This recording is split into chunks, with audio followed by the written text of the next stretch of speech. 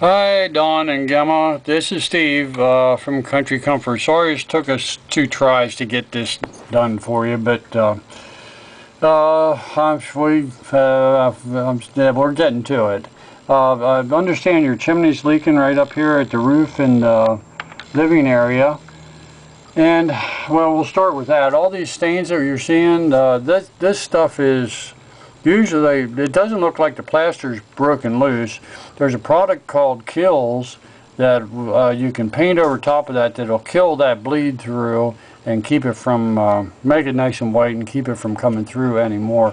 Which is probably, if the plaster's not loose, it's probably all that needs to be done up there to stop that staining and the ugliness of it inside. On the attic of the chimney, this chimney itself is 4 feet wide, and you can see by the color of the blocks that we're having some problems with water, and you can see where it's seeping down through, and these blocks are getting wet from water bleeding through at the flashing level.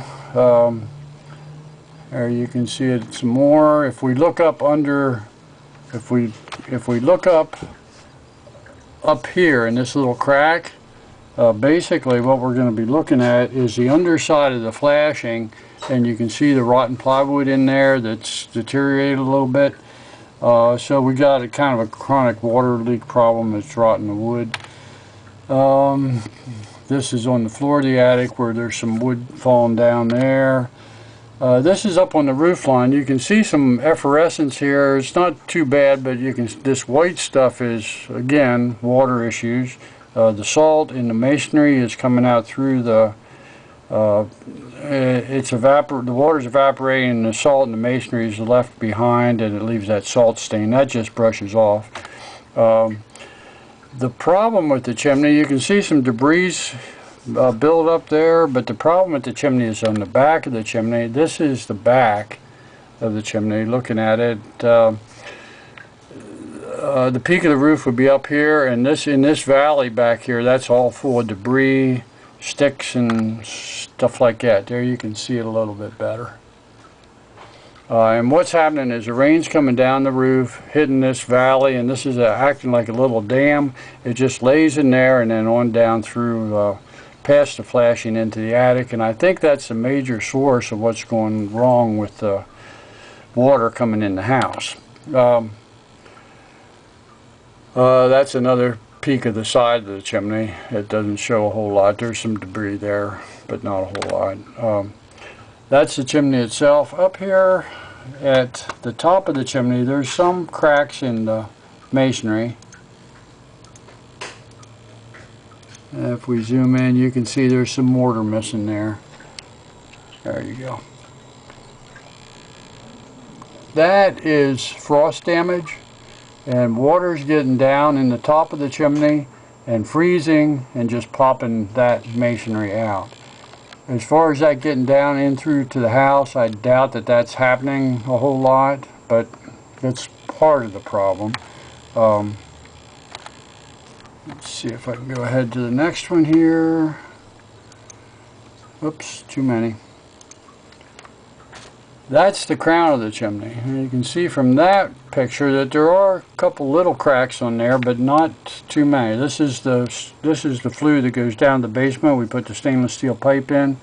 This is the fireplace flue. So I'm thinking, if you're looking at one thing, you're missing 2 others. So I'm thinking probably what needs to be done is to put a cricket on a chimney. And the cricket is one of these things. And it's a rain diverter. It looks about like that. Now if we zoom in on this, basically this is what should be done to stop that, and this should have been done when the house was built, and it's just kind of like a little shed roof thing that's built so the water, when it's coming down the roof, can get around the chimney and doesn't lay in this crack. It's called a chimney cricket. This Graco stuff, that's ice shield, that's an adhesive rubber roofing that gets plastered on top of it, so we have a nice watertight seal. And this is something we can do and we have done, but I think it'd probably be better to get a professional to do it. We had a real good experience last year with Dover Roofing over in Dover. They had helped us out with a metal roof problem. This is a guy, that's Dover Roofing, that's the website, phone number. Real nice fellow, and they referred us to somebody else, which really went a long way, and I think that's what needs to be done. On the chimney side, the other part of the issue is water absorption. Chimneys are kind of like sponges, where they'll just absorb a bunch of water. The water gets held. The blocks below in the attic will drag that water down and hold it, and then if there's any dry material touching the chimney, it just wicks it through just like a candle wick would. So the cracks in the top of the chimney are there, but I don't think that's a significant issue.